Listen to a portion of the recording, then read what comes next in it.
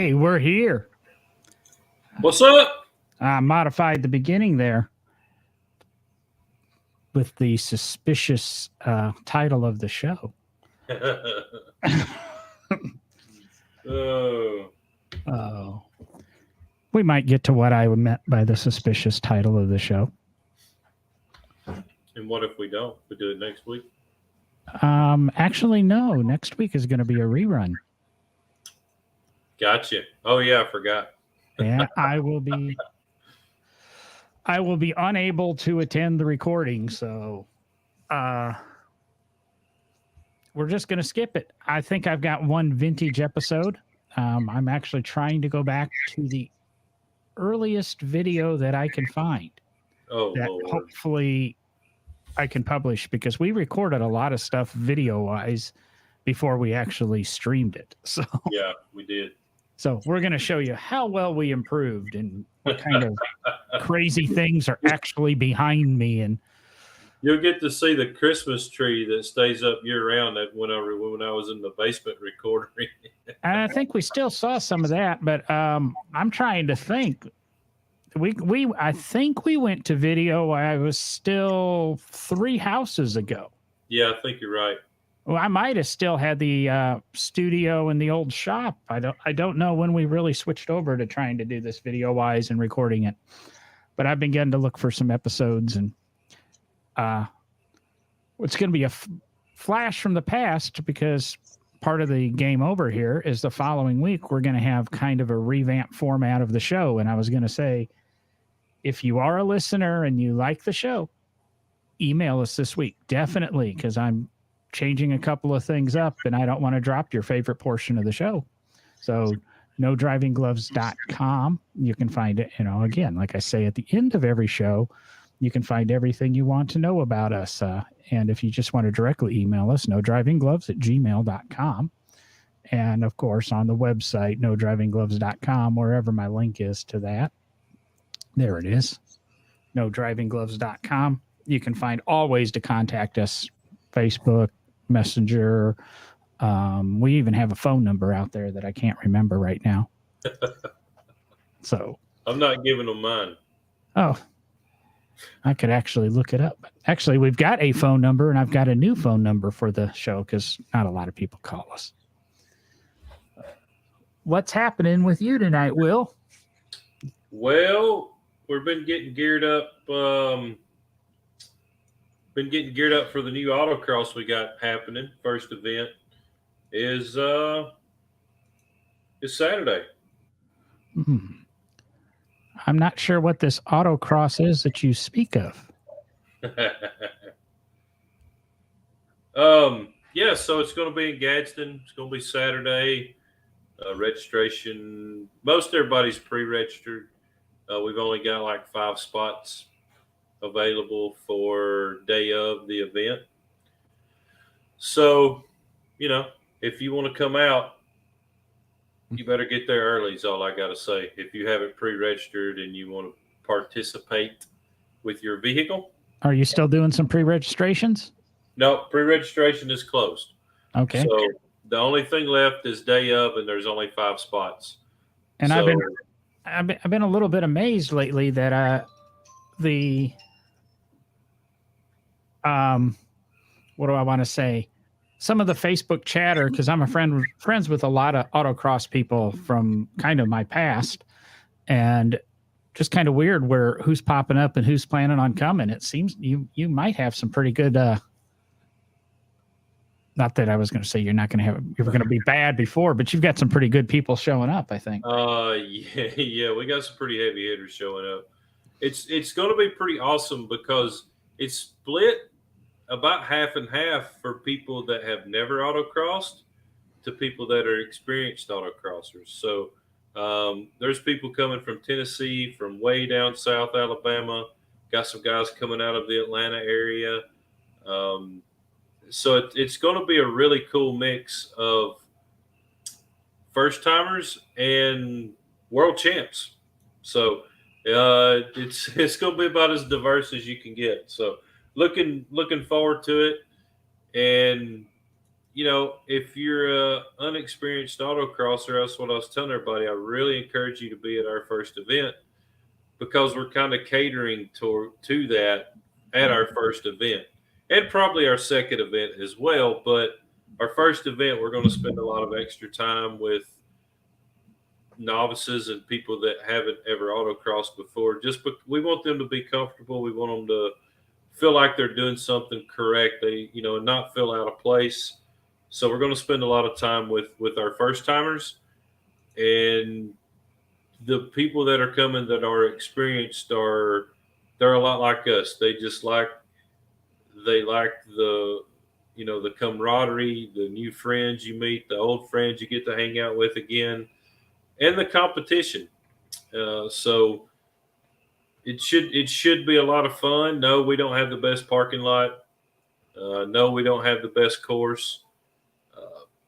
But it's all about getting together and having a good time and enjoy driving your car and enjoy being around people and learning how to become a better autocrosser or a better driver.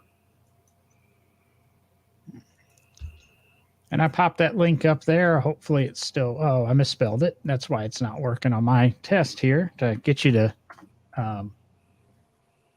the motorsports.red page. It'll tell you a little bit about the event. Obviously you can't register there anymore, but you can learn a little bit about what's going on here in a week. And there's kind of a schedule laid out, all that. Go to nodrivinggloves.com/grip. And that a lot of your questions will be answered in case you wanted to come out and watch. I would like to make it up there. It's on one of my 16 things to do list. I'm already about 10 hours behind for the week, and I've got to play catch up on Saturday. So I might pop up there. Who knows? I might have a camera and some No Driving Gloves, at least a little bit of giveaway stuff. I don't know. Well, we added a little something today to the schedule. We first said we were not going to break for lunch, but now we've decided to break for lunch. So we'll be breaking from 12 to 1 for lunch. And then somewhere between 3:30 and 4 o'clock, we're going to have a 16-car shootout. So the top 16 cars will be involved in a shootout. So the winner will get a cone, a grip cone that's all the drivers have signed, a grip T-shirt, and your next entry for our one event this year is on us. So that's kind of cool. The cone is as odd as it sounds. The cone is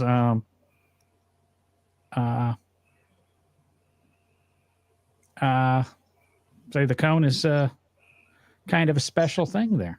Yep, and it's got our logo on it, so it's kind of cool. Yeah, so that's it'll be a good time. Oh, well, we'll touch back on grip for the viewers that join us a little bit later in the show. Hell, we got a pretty good number now. I'm kind of impressed. I probably should go and look at some of our numbers. I know we're like, we're doing great in Czechoslovakia again. And some of these, I guess when you've got a war going on in a neighboring country, you tune into No Driving Gloves to get away from it all. Oh, that's funny. So, what else do I got going on? But I wish I could speak English here. Jeez. What else I got going on here? That's why them Czechoslovakians like you. Probably. I speak wonderful English. I sat down a couple weeks ago and finally watched what I want to say, No Time to Die, the new James Bond movie. Where I'm not sure I thought it was a great movie. John's movie reviews here until the very end. I'm just tired of endings. They always suck. I watched the conclusion of Ozark, and I never like watching the last episode of anything because I like it the way I want it to end. The last show that ended and I was happy with is The Sopranos. So, but I did not like the way No Time to Die ended, but they reintroduced for the, what is it, six Bond films. this has appeared in. Heck, that's almost more than what do I want to say? Roger Moore appeared in Bond films. It's almost more than Daniel Craig's appeared in Bond films. But the Aston Martin DB5 was back. Now, of course, the original Ian Fleming books had the Aston Martin Mark III DB. But the DB5 is a famous James Bond car. The ejection seat was originally introduced in the third James Bond movie, the Goldfinger from 1964, and Sean Connery. Why am I talking about James Bond on this car podcast, other than the fact the Aston Martins are really damn cool? Well, we were watching that out at, I guess the lake a few weeks ago, and somebody there said, "Ooh, I'd like to get one of those. What would one of those cost?" Well, just a couple of weeks ago, they found the actual car from Goldfinger. It had been stolen and it had been recovered. So $5-6 million if you out the Goldfinger car. But I actually think this might be a better car to own because Sean Connery's DB5 is going up for auction in August with kind of a Broad Arrow Auctions. It's not a big name or anything, but in August, the late Sean Connery's highly coveted 1964 DB5 will go up for auction, finished in the silver that every DB5 should be filled. If you own an Aston Martin, do you want it really in any other color than what is that? The Snow Shadow Gray, I think is what Aston calls it. So you get that red leather interior, and my significant other really likes red interior, which I'd like to get some red leather inserts in my Mini. I would go with some of the highlight trim, but Catskin doesn't make kits, and I got to figure out another company that might make kits. I wonder if Will knows somebody. But I just wanted to throw that out there, that if you've got an extra auction estimates, $1.4 to $1.7 million, which is a drop in the hat now that we've got $145 million cars selling, you can pick up this DB5. Are you a James Bond fan there, Will? I mean, I'm not a big movie guy. I don't. Very seldom do I watch movies. I like the James Bond movies, yeah, but not. I'm going to say, and the other thing I'm going to throw out because of the James Bond attachment. I'm this new media producer, and I know all. We've got this next James Bond coming, and nobody knows who the next Bond will be because Craig's retired. And the woman that is the heir to the Ian Fleming Foundation and controls James Bond has said it will definitely be a male. It will not be a woman. But I keep going in my head. We're paying Adam Sandler $450 million to do a Netflix movies. I think it would be kind of a coup if Netflix bought the James Bond or licensed the James Bond franchise. That'd be kind of cool. You could because the last movie was 2.5 hours long or something. Hell, that's a 5-episode series. So we could end up with a 3.5-hour James Bond or something, and they could release it as they do. Just boom, and you could watch it and have this movie. And I think the money would be better spent. Guarantee a couple $100 million every movie to the whatever the Ian Fleming Foundation, whoever is the corporate entity that controls the James Bond franchise. But I'm just throwing that out there. So if you see Netflix bidding or Hulu bidding or Amazon bidding or a Twitter bidding, wouldn't that be cool? Twitter movies. Well, I don't know about all that. They need to leave Twitter the way it is, or maybe the way it's going. But you know what I'm saying. No, Jason, it is not a movie car with all the extra goodies. This is a real DB5 that's not modified, other than the fact that Sean Connery's butt sat in the seat. And then the perk of winning the auction is you get an NFT with you. No, I'm just kidding. Hopefully NFTs are dead. But You get one of Sean Connery's best friends, Sir Jackie Stewart, will actually drive you on a racetrack in the car or some country roads or something. So you'll be chauffeured in your new Aston Martin DB5 by Jackie Stewart, and hopefully he'll tell you some Jackie Stewart and Sean Connery drinking stories or something. Just be sure to wear your seatbelt because we all know Jackie's a very big safety advocate. So, what do you got? No, what do you know going on in the automotive world before I jump into electrified things? Shockingly, Damn electrified things. I can tell you, electrified things are not the answer. You know, we did Good Guys in Nashville a couple of weeks ago, and come away with the top 10 from there, along with our buddy Tom here that just posted. He's got a really awesome Riviera that's just super cool. Um, but anyway, you know, really this month in June, we don't really have a whole lot going on, which is going to be nice with fuel costs the way it is, and and it's not just fuel, it's everything. I mean, it's going out to eat at a restaurant's more expensive. Hotels are more expensive. I mean, everything's just way more expensive. So it's going to be nice to kind of take a little over a month break and just work. So I had a intern from McPherson start today, so that's exciting.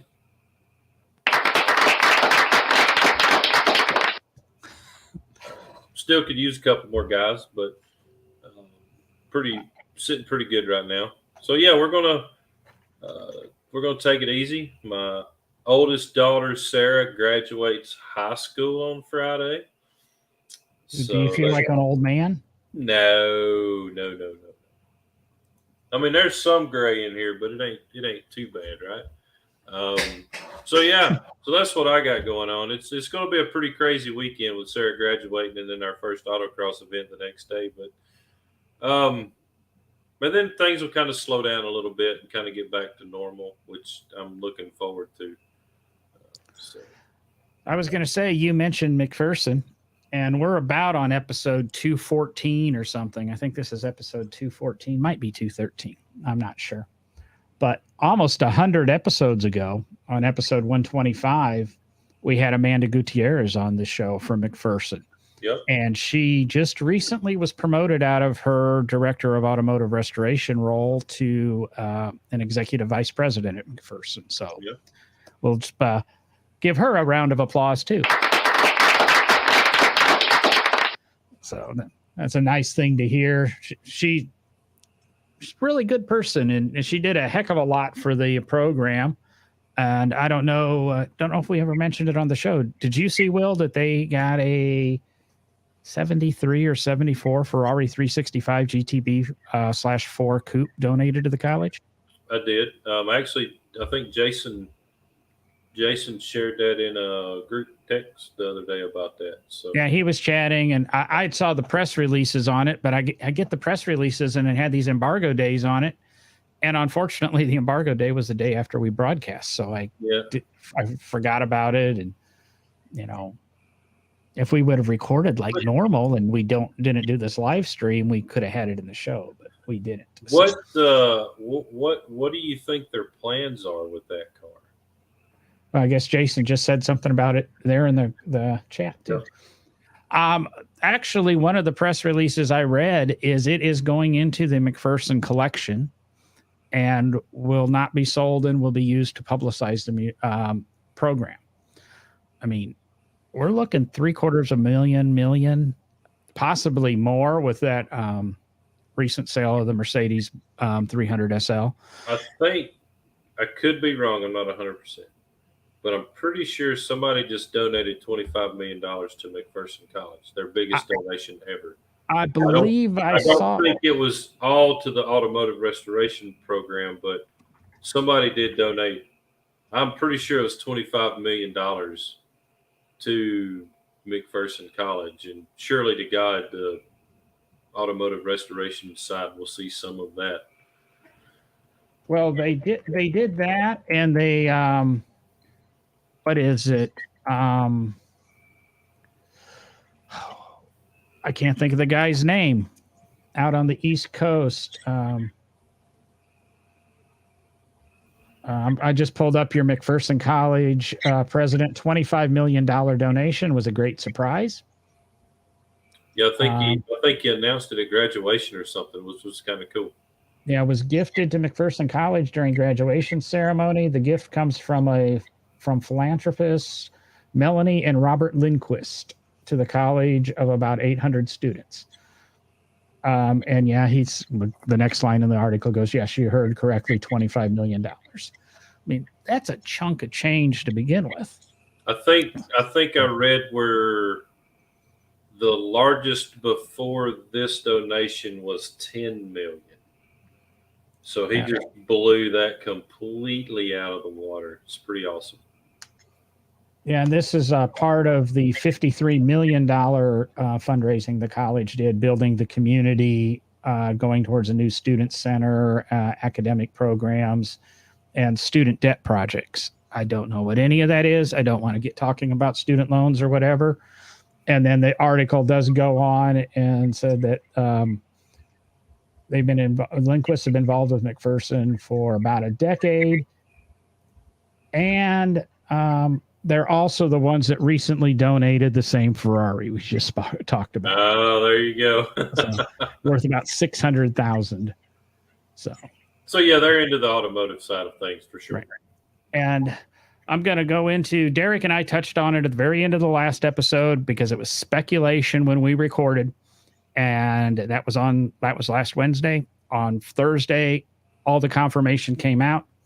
$145 million for the 300 SLR from Mercedes, sold out of the private collection, never been in private hands, sold to a private collector. Rumor is in England, he has agreed to show it. Read a really good article by auto appraiser Dave Kinney, who's affiliated with McPherson, based out of Tyson's Corner, Virginia. Real nice guy. I met him 20 years ago when I was in Virginia and things. And he did an article and he said, we're nuts to not think that that's going to affect collector car values, especially if you own a 300 SL. So kind of a little bit of a neat news there. Let's see here. Trying to look over let's see here. I want to hear Will say shaken, not stirred there by Tom Duty. Shaken, not stirred. So just checking through on that one.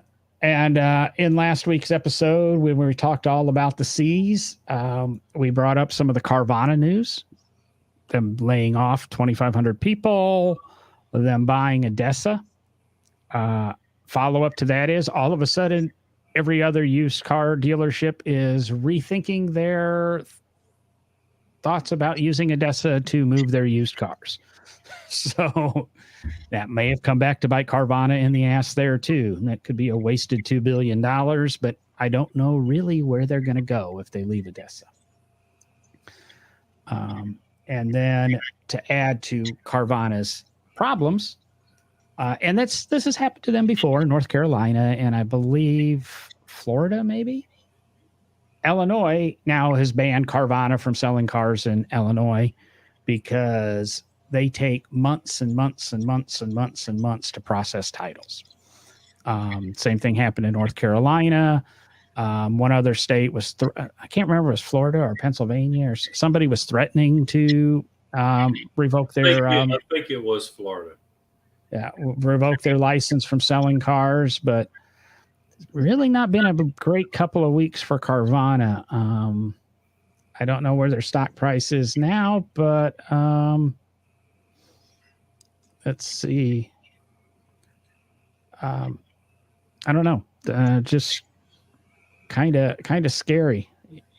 Yeah, lost license in North Carolina for 180 days last year, and that was just something else going on there. Which kind of sucks. I mean, Carvana, I bought cars from Carvana. And, Jason just bought a car from Carvana. It was a great experience, and they done everything I asked them to plus more. So I hate to see them guys having trouble, but it is what it is.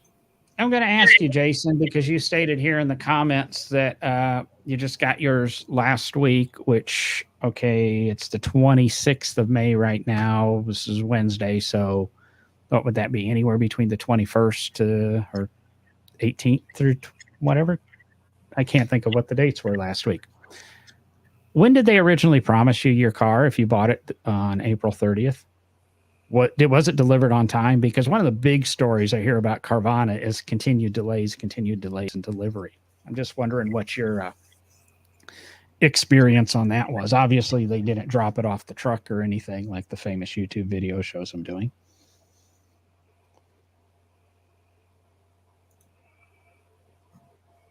If he doesn't hurry up and comment, I'm going to talk about Tesla. From the day I ordered mine, it seemed like it was on time. It was right in the heart of COVID too. Well, that's when they were. So they were 9 days late. After he already waited 2 weeks. And from what I understand, the paperwork's only good for 7 days. So you have to keep re-signing your buyer's agreement, if I'm correct. And then my question is, does that mean they keep pulling your credit every single time? Et cetera, et cetera, et cetera. Jason probably paid cash for his, he's rolling in it. He's talking about his Mercedes 300 going to go up in value. Ha ha ha. Well, even though he talked to me and gave us an answer, I got to talk about my buddy Musk. He's doing something that he threatened to do. Well, the original, hey, surprise, it's a tweet. January 6, 2018. Gonna put an old school drive-in, roller skates, and rock restaurant in one of the new Tesla supercharger locations in LA.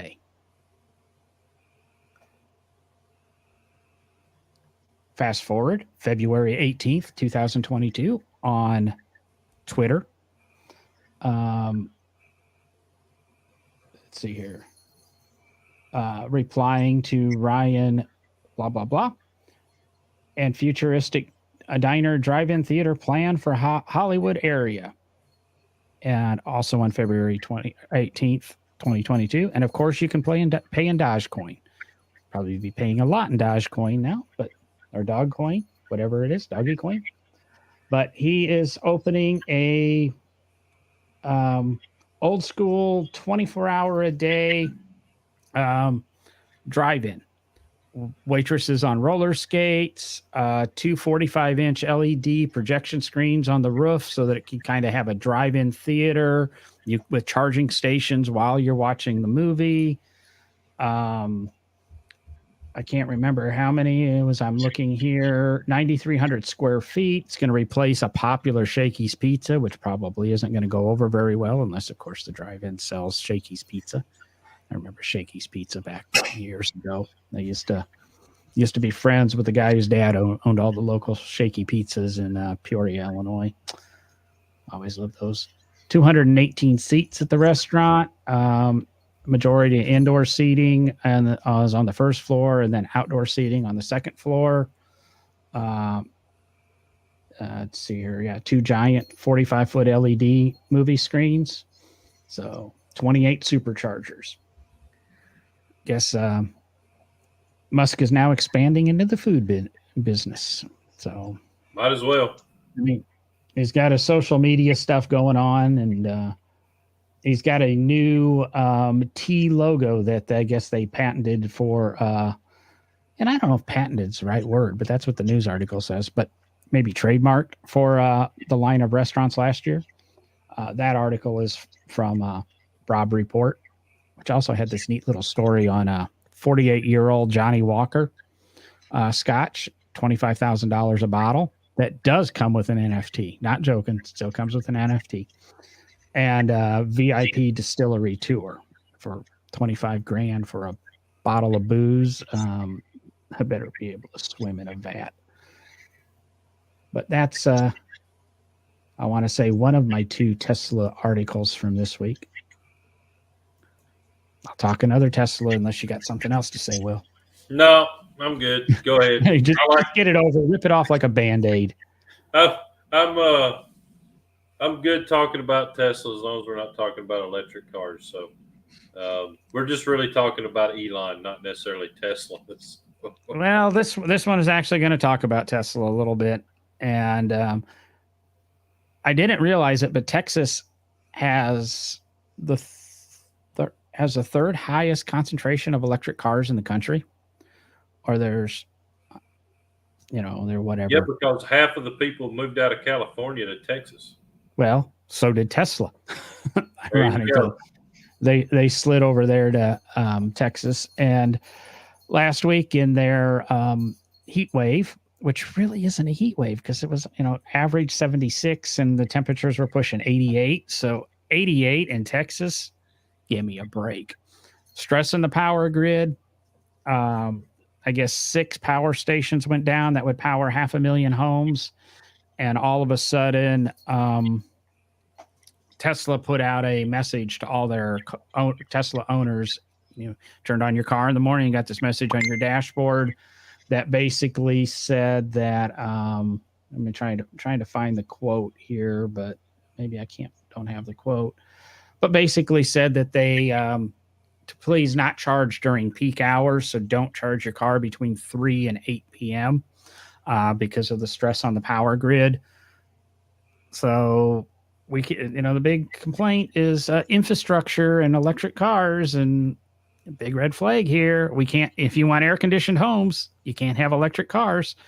Vice versa. You want electric cars, you can't have air conditioned homes. So what would you like here? Then there was some kind of talk in this article about this future technology, where you could plug your electric car in and then it would backfeed to your house to reduce load on the power grid or even in power outages, making this. Who published this article? I can't remember where I got this article from. But they're writing all this fun stuff. It's like Rob Drives Cars is where I got this one from. There's this little pickup truck that is actually now on sale and being delivered called the Ford Lightning. That if you buy it's a $10,000 charger for your home. No, it's $3,000. No, $10,000 charger for your home. I think it is. Or was it 3? I can't remember if it was $3,000 or $10,000. It'll backfeed your Ford Lightning to power your house. So guess what? It's not future technology. It's on the market. You just got to buy a Ford and not a Tesla. You get this one charger, and I'm sure wiring it into the house costs a big chunk of change. But when you're going to pay $3,000 to $6,000 to have a generator put on your house, it might not be such a bad idea to get your charging station for your Ford Lightning to backfeed to the house, etc. Unless you're in Texas and you can't charge your truck when you leave your house. I mean, well, it's kind of a relief thing. Is that you could probably use your truck to air condition your house during peak hours and then go back and charge your truck. However, that's all going to work. I've been watching and paying a lot of attention to this new Ford Lightning, and I kind of really, really like this truck. It's going to be, I think it's not going to be your Mustang Mach-E. It's not going to be your Hummer, your Rivian, your Tesla. I think this is probably going to be your first real player in the electric game. And I think they boosted production from 200,000 units to 400,000 units in the first year. So I guess as long as we can get batteries and microchips for them, or maybe you won't be able to get regular F-150s because all the microchips are going to Lightnings. But it seems to be a neat little piece of kit that they have. And Really impressed with some of the features and what it can do. So that I want to say covers just about Jason, you bring me a Tesla and we'll do it. Yeah, here's an article on Tesla released about 5 minutes ago talking about that they quietly added bidirectional charging to the Model 3s and Model Ys, which means they also will backfeed to your house now and power your house. The Lightning supposedly will power your house up to 72 hours, which I found is a neat little piece of trivia. The amount of battery in the Lightning to power your house for 72 hours is equivalent to the amount of battery it takes to drive a Ford Lightning approximately 320 miles. I'm not seeing some efficiency here. If I can run my house for 3 days or drive 320 miles. It was just kind of a neat little thing that that's been done, Jason. LS swapping to Tesla was the suggestion. But here's what we really need to do, Jason. You need to go get one of them new Ford Mach-E Mustangs, and that's what we LS swap. No, I get the irony of doing an LS swap to that, but wouldn't it just be better just to stick a Coyote 5.0 in it and put the 5.0 badges on your Mach-E? Nope, you LS it. Just to piss even more people off.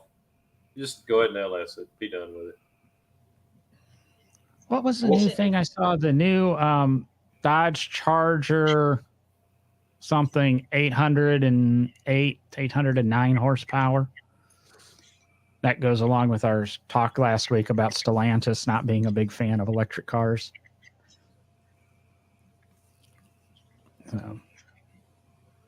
Another Hellcat motor out there. That's what we do. We put a Hellcat. We put a Helephant in a Mach-E Mustang. In the back. That would be even better. We'll put a Helephant in the front and an LS in the back. I think the Helephant in the back, because then when you pull up with your Mach-E making all this noise, but you still have your frunk so you can open it up. Somebody in my household cringed at the word frunk the other day. Oh. So that's running through just about everything I had on my hot list that I knew.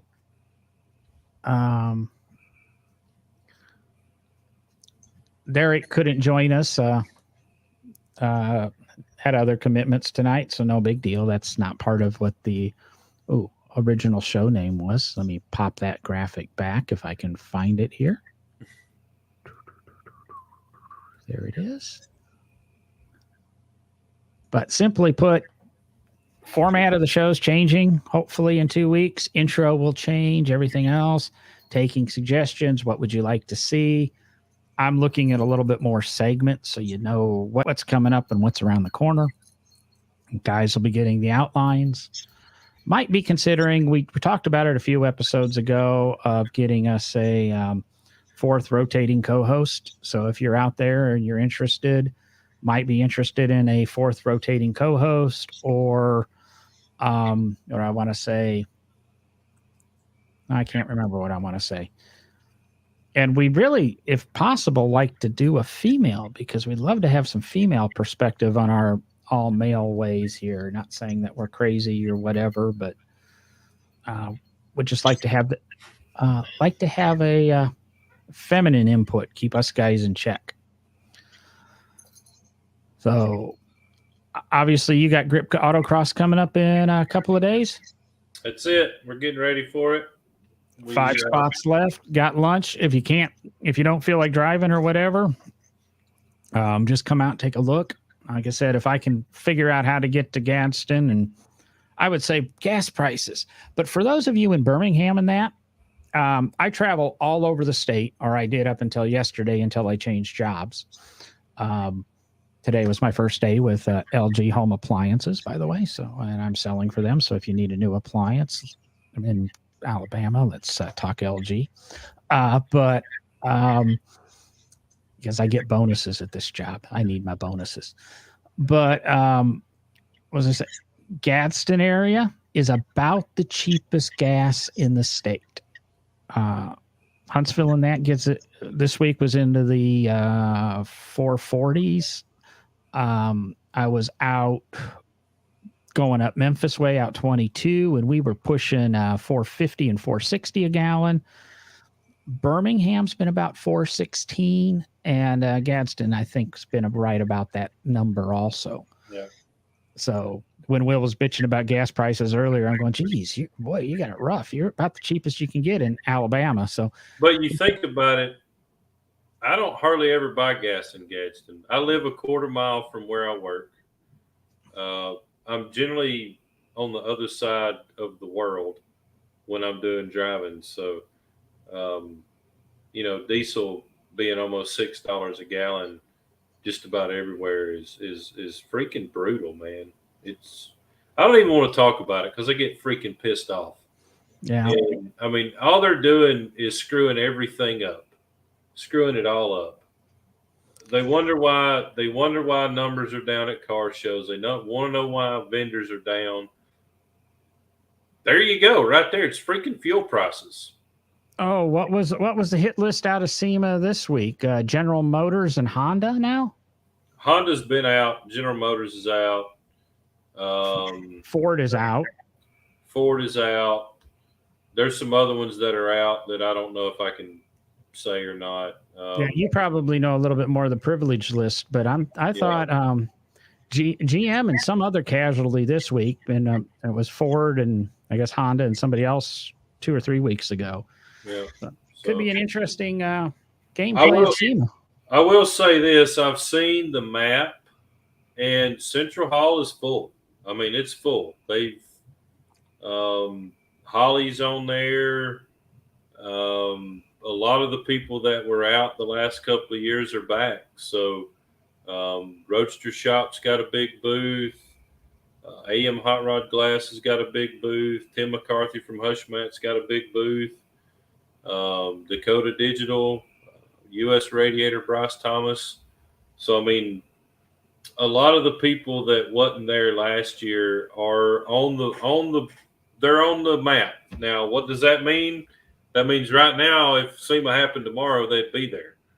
But I mean, anything could change. Dropping, General Motors and Ford and Honda and stuff dropping out definitely hurts. And I don't know what they're looking at. I've seen a post on Facebook from a good friend of mine that said, why should they go? They have enough support from guys like me that build General Motors product to show up and show their stuff off. It's kind of what I thought when I saw the original dropouts. Yeah, it sucks because, I mean, those guys do a lot for SEMA. And, for guys like me that have hot rod shops, getting a Ford Design Award and a GM Design Award and stuff like that can really elevate your business. And it means a lot coming from one of the big three. Those are gone. So I feel fortunate to have won a GM Design Award because there may not be anymore, So they're out in a complete big way, I guess. Yeah. I mean, Toyota is in the spot that General Motors was in. And Ford's booth, it just says SEMA on it. So not sure what that means. I'm sure SEMA will put something in Ford's booth. So, but it sucks to see. Yeah. I got a couple other things here. If I can figure out how to share a screen, you think I'd get proficient at this at some point? There we go. Maybe. Oh, turn it on, add to the stream. There we go. On Amazon, you can pick up Leather Honey leather conditioner. I have a sample bottle. I never promote anything that I haven't at least touched and tried. It's kind of a clear fluid. This is the conditioner and not the cleaner, and they do offer a cleaner also. But if you go to nodrivinggloves.com /stuff, you'll find a link to the Amazon. Right now, it's 20% off. You get a $1 coupon on Amazon, and then they discounted their prices off the normal rate. So like what's normally $19.99, you can pick up for $17.99 now. But it's a pretty good little leather conditioner, waterproof, kind of 6 months. Check it out. Like I said, go through nodrivinggloves.com /stuff. You can check out your Leather Honey and see if that's something that would interest you, and maybe trying to revitalize leather in your car, your furniture, your shoes. I seem to use it just about everywhere. So just a neat little product that somebody about I tried a little bit of. And I don't have long-term testing on it, but like I said, I won't publicize something that I at least haven't put my hands on. I got a cool little jump box in the other room that we've really got to get those people on and talk about that. I'm real impressed with that piece. But again, nodrivinggloves.com /stuff. We also have a few other little items there that we kind of recommend as the hosts. And then everybody that we've had on that's had a book or something, we've got links to all their books and things. So check out that page. It's not a page we normally promote.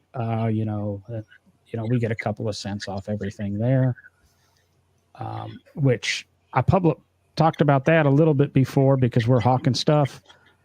But Jason asked about your garage sale, Will. Was that crowded? Not wall-to-wall people? American Express cards flying out the door? I cleared off some storage shelves, which is what I really wanted to do. So, yeah, it was a success. I wouldn't say it was super crazy, which it was just really about perfect because it was a pretty hard push first thing in the morning. Then people kind of came and gone, and it worked out pretty well. So I didn't completely sell out, but I did move enough stuff to clear some shelves off where these new projects we have coming in will have a place to put their stuff. So yeah, it was a success for sure. It's always good to hear when a yard sale works out for everybody. Well, I mean, I was damn near giving stuff away just because I didn't need it. I needed the space. I didn't need the stuff. And if I got a few bucks for it, send it down the road. That's always the big thing. I mean, I can't believe what I'm paying to warehouse stuff that I only think about when somebody goes, "Hey, do you have a?" Yeah, I got it out. And so, yeah. I do not have a storage unit. I will not pay for a storage unit. If it needs to go in storage, it goes in the garbage or goes to somebody else. Well, you've got acres and acres and buildings and buildings. I've got a little 400 square foot warehouse, and I'm thinking none of my personal stuff is hardly ever at Big Oak Garage. I do not store any of my personal stuff here. I may be working on one of my cars, but as far as my personal stuff, I won't keep it here. I want Big Oak sanitary. I want it clean. I want it organized, and I'm not going to junk it up with my own stuff. Well, I'm trying to think here. Now, financially, you're right, because what I've paid for a storage unit, I probably could have bought everything in there, or at least everything that I'm ever going to use out of there. I could have probably paid for. Yep. So, I will say that I need to get rid of some stuff, and got to figure that out. Probably be just cheaper to throw it away. Yep. But what was I thinking? Otherwise, I think I'm out of here because I'm out of stuff to talk about unless you want me to babble about just whatever. Oh, what? Dodge Vipers are worth more money now. Jason asked us a question. What is each of your prized auto? Let me see here. I'll pop this one up there. What is each of your automotive prized possessions? Mine's easy. My very first vehicle that was legally mine that I still own, and it's my two-wheel drive K5 Blazer. So that's the one thing that I have that I will never get rid of. That's the only vehicle that I have that I will never get rid of. So I didn't mean to show that one. Maybe we'll use that as a show topic, Jason, something rare or meaningful that you have acquired. But for me, that's probably a toughie for me.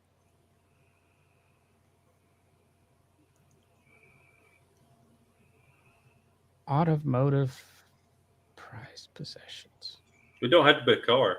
I know, and that's what I'm thinking is I have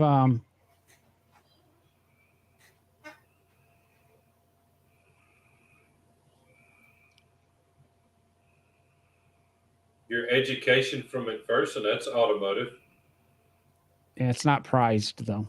It was pricey.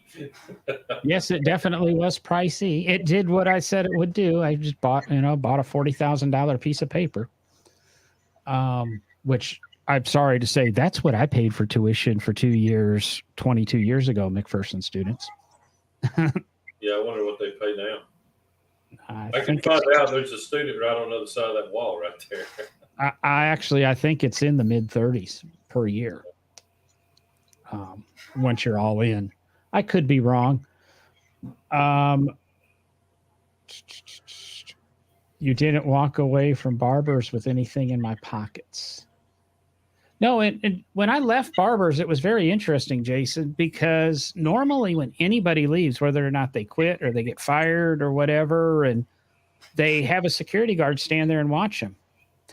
Everybody went to their meeting and left me in the shop all by my lonesome. And I had my van out back, my Transit Connect, and I'd pack up a box and walk out, put it in the van, pack up a box, walk out, put it in the van. And I could have walked out with tons of stuff from there, but it was a good separation. They weren't mad at me. I wasn't mad at them. It was just time for me to move on. So no, I didn't walk out from Barbers with anything. You didn't even get a gallon of milk? The reason that place exists is because he sold the milk company back in '98. I know. I don't know. My favorite possession, something that I have that I've treasured, and at this point, I don't know if I would ever get rid of, but I can be bought. I do have this Lotus book. It's a Series 3 edition from William Taylor. And between it and I have also Indy Lotus. And between those books, I have Dan Gurney's signatures, Mario Andretti's signature, Bob Dance, Clive Chapman, Lord March when he was Lord March and not Duke or whatever he is now, the guy that runs Goodwood Estate. Has Hazel Chapman's signature, all of those. Mario Andretti signed it. It's got dozens and dozens of people that can kind of trace back to Lotus. Lord March is kind of an exception, but that's probably one of the nicer automotive things I have. I know. Hang on a second. It's right behind me. Probably my most important automotive thing. Let's see if I can get this.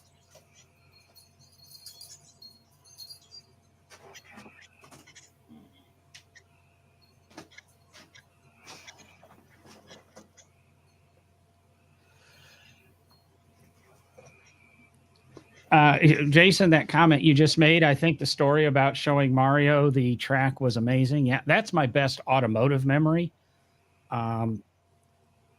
Everything I did with Mario, almost crashing with him, riding with him in a Lotus, riding with him on a racetrack. teaching them how to drive. But this goes back, this is September 1984. I stole this from the Warren Elementary School library. This is my taproot moment, as I say, when it comes to cars. And it's this single magazine. I don't know if you can see it. It's a Car and Driver, 288 GTO on the cover. It's got an article on the 47 Spider Corsa, which is one of the oldest Ferraris. But I've had this magazine now damn near 40 years. And I kind of attribute this magazine to my love of cars, and it's my biggest awakening. So it's crazy it is, Jason. It's this beat up 22-year-old Car and Driver. And ironically, in relation to your other question, it was stolen. But I wonder what the overdue fine is, even though Warren Elementary School no longer exists and is now united and the buildings are vacant or whatever. But yeah, I think we're going to take that one other question of Jason's, something rare and meaningful that we have acquired, maybe automotive wise in that, which also could be that magazine for me. But I talk about that magazine quite often, many different episodes. We're doing this big change, like I said, in the next couple of episodes. Next month, we'll have been doing this podcast for 5 years. I don't know if Will's aware of that. We got some really good stats and things on it. And Will and Derek and I will sit down, talk some things over, and we're going to kick this up to the next level, another notch. I put the Grip Autocross thing behind me. No driving gloves /stuff to get your leather cleaner. Where did let's go? NoDrivingGloves.com/grip to get some information about the autocross upcoming, where it's going to be at, times, etc. 5 spots open if you show up that morning. I think that's it, unless, of course, Will, you can think anything else? I'm good. You know, if we have 10 people show up, we're probably not going to turn you away for the autocross. But don't show up at 8:45. Show up at 8 o'clock. If you really want to come and be a part of Grip Autocross, just be there at 8 o'clock, and we'll get you registered and we'll get you on the track. That sounds good. NoDrivingGloves.com/coffee if you want to buy us a coffee because you like the show or whatever. Get ready for everything. Really want some feedback from everybody over the next couple of weeks. Like I said, rerun next week, and we will return live video no matter what. What date's that going to be? June 8th. Which actually I think might be the first promo release we ever did. I'm going to quickly check that date if Will can keep us talking for a few minutes. I've been very talkative tonight. Yeah. I think I'm tired. And plus, I don't like talking about electric vehicles.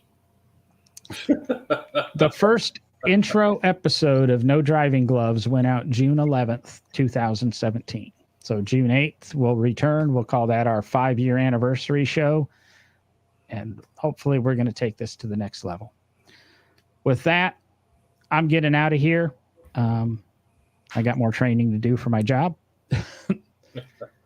Will's probably going to go back to the shop. Yep. And we'll talk to everybody in 2 weeks. Later. Adios.